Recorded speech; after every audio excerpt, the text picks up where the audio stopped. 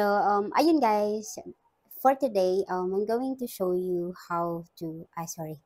So, ayun guys, ngayon naman, magluluto tayo ng Bicol Express. So, version ko ng Bicol Express. So, dito, papakita ko sa inyo yung mga ingredients na gagamitan ko and kung paano ko siya lulutuin. Ito is 1.5 kilograms pork. Bali ito, nung hiniwa ko siya into bits, tinanggal ko yung taba. So, parang mga kulang-kulang na 1/4 na wala sa taba niya. Pero 1.5 kilograms to nung binili ko. And then, ito garlic, 3 cloves ng garlic, and then chinop ko lang siya. And then, ito is 1.5 tablespoon na olive oil, and 2 onions, kasi maliliit yung onions ko. And ito is 600 ml na coconut milk. So, gamit ko dito is fresh coconut milk. And then ito yung pangalawang gata. So, ito naman is nasa 250 ml lang. Ito yung gagamitin ko pampalambot. So, ayoko talagang tinitipid yung gata ko. And then, ito naman, sili, yung green. Yung ginamit ko dito is 5 peraso. Pero kung makita nyo, hindi ko siya chinap lahat kasi medyo hindi ko kaya yung sobrang anghang. So, gusto ko lang mild, mild lang or up to medium yung, kumbaga yung anghang. And then, dito naman, so meron tayo ditong bagoong. Itong bagoong natin, kasi binili ko lang to sa kawork ko. So, yung binili ko to is naluto na niya. Ito naman is 250 grams na bagoong. Kasi hindi na siya ganun kaalat dahil nga niluto na niya to. So, depende to sa gagamitin yung bagoong, yung dami. Kasi like yung may ibang bagoong na sobrang anghang, sobrang alat, yun naman is parang siguro ibawas nyo. So, ngayon, unahin natin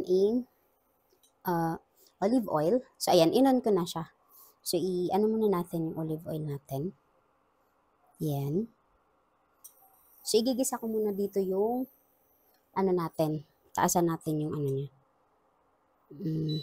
Yan. So, igigisa ko dito yung bawang. Yan. Pero guys, mamaya pag nailagay ko yung pork dito, ililipat ko siya sa pinaka main kitchen namin kasi ayoko mga amoy bagoong yung buong bahay namin.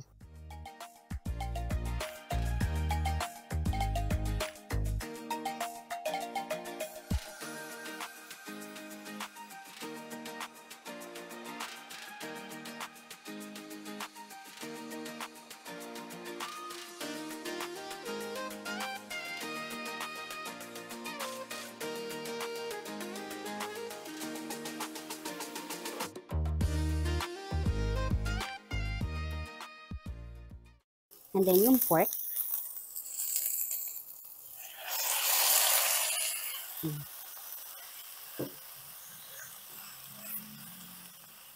Oh. I forgot to say my pepper. So, ayan, I forgot to say the pepper, but I'm gonna add some pepper. Kasi ayoko siya na medyo malansa. No, because that one is a bit salty as well.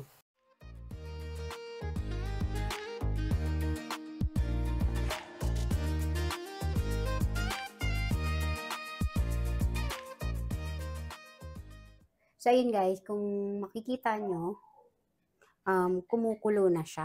So, nilipat ko actually dito sa pinaka-main naming lutuan. Kasi para hindi mangamoy sa loob. So, nakalimutan ko i-video yung paglagay ko ng pangalawang gata ko. Pero nailagay ko na siya dito after kanina ng about 15 minutes. So, ngayon lalagay naman natin yung sili. Yan, lalagay ko na yung sili. So, ito naka-slow cook lang to. Lalagay na natin ngayon yung sili. Yan. Para maano na yung anghang niya. Pero hindi ko muna ubusin, baka sobrang umanghang eh. Or ubusin na natin. Tingnan natin kung hanggang saan yung anghang niya. So, ayan. So, andito na yung pangalawang gata ko.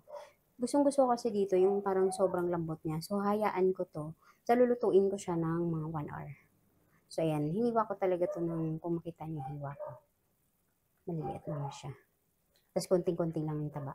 So, hayaan ko siya na mawala halos lahat ng tubig na to bago ko ilagay mamaya yung bagoong and yung yung second na, yung unang gata natin. So, takpan ko siya muna ulit. Yan. So, ayan guys, kung makikita nyo, wala na siya masyadong tubig. Ayan. O, wala na. So, ilalagay ko na ngayon yung bagoong natin and yung unang gata ko. So, ilalagay ko na to. Yan. And then, yung pinakaunang gata. Tapos, hayaan natin siya ulit. Ayan. Kung makita mo nyo yung buo-buo, kasi nilagay ko na to sa ref. Kasi kahapon ko pa to nabili. Dahil wala akong time na bumili kanina. So, nilagay ko lang siya sa ref. Hindi naman siya sira. Tinry ko naman siya. Ayan. So, hayaan muna natin. Ganyan lang.